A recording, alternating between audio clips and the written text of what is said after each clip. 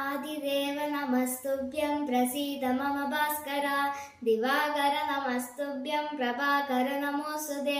सप्ताश्वरदमारूढं प्रचण्डं कश्यपात्मजं श्वेतपद्मधरं देवं तं सूर्यं प्रणमाम्यहं लोहितं रथमारूढं सर्वलोकपितामहं महापापहरं देवं तं सूर्यं प्रणमाम्यहं त्रैगुण्यं च महाशूरं ब्रह्मा विष्णुमहेश्वरं महापापहरं देवं तं सूर्यं प्रणमाम्यहं ब्रह्मितं तेजपुण्यं च वायुम् आकाशमेव च प्रभुं च सर्वलोकानां तं सूर्यं प्रणमाम्यहं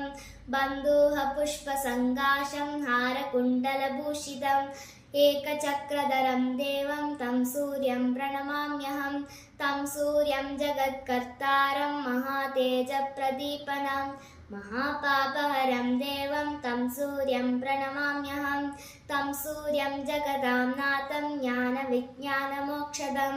महापापहरं देवं तं सूर्यं प्रणमाम्यहं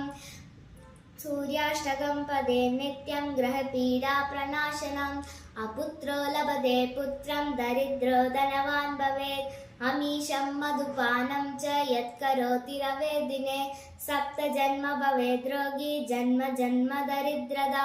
स्त्रीतैलमधुमांसानि हस्य जेतु नवेर्दिने